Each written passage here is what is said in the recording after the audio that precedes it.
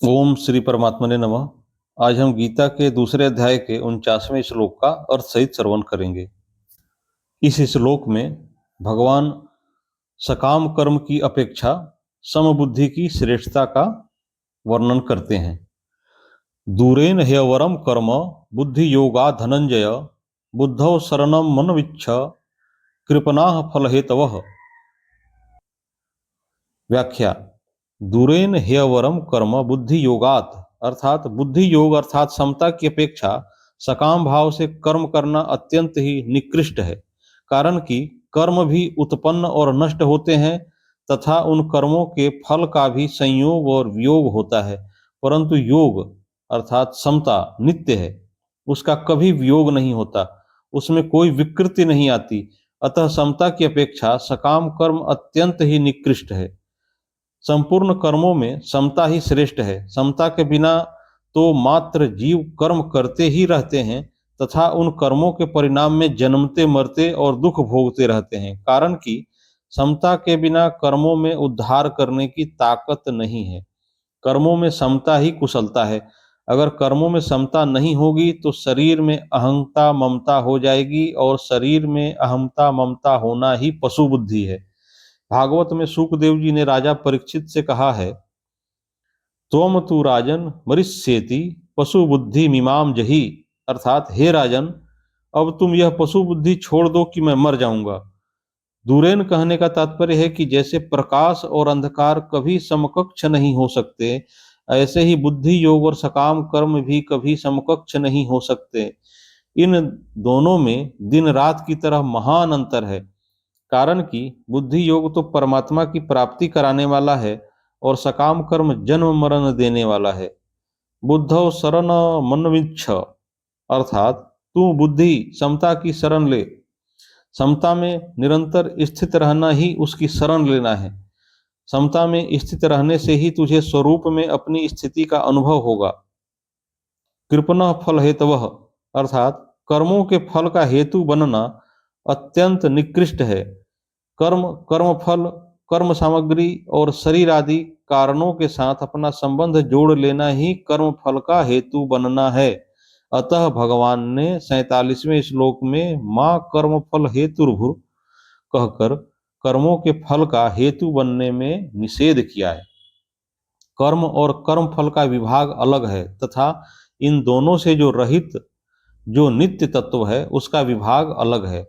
वह नित्य तत्व अनित्य कर्म फल के आश्रित हो जाए, इसके समान निकृष्टता और क्या होगी। परिशिष्ट भाव। योग की अपेक्षा कर्म दूर से ही निकृष्ट हैं, अर्थात कल्याणकारक नहीं है। जैसे पर्वतों से अणु बहुत दूर हैं, अर्थात अणु को पर्वत के पास रखकर दोनों की तुलना नहीं की जा सकती, ऐसे ही योग से कर्म बहुत दूर हैं, अर्थात योग और कर्म की तुलना नहीं की जा सकती। कर्मों में योग ही कुशलता है। योगः कर्मसु कौशलम।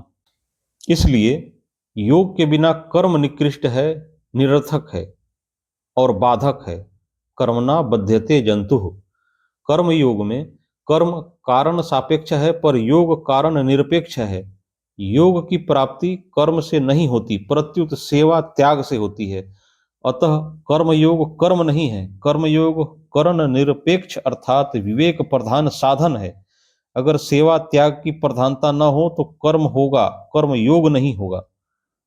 समता तो परमात्मा तत्व की प्राप्ति कराने वाली है, पर सकाम कर्म जन्म मरण देने वाला है। इसलिए साधक को समता का ही आश्रय लेना चाहिए, समता में ही स्थित रहना चाहिए। समता में स्थित होने से वह दीन नहीं रहेगा, प्रत्युत कृत कृत्य ज्ञात ज्ञातव्य और प्राप्त प्रातव्य हो जाएगा।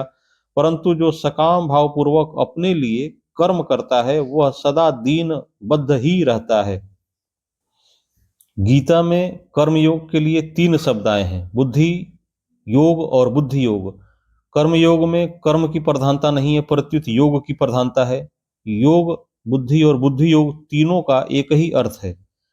कर्म योग में व्यवसायत्मिका बुद्धि की प्रधानता होने से इसको बुद्धि कहा गया है और विवेक पूर्वक त्याग की प्रधानता होने से इसको योग या बुद्धि योग कहा गया है। ध्यान योग में मन की और कर्म योग में बुद्धि की प्रधानता है।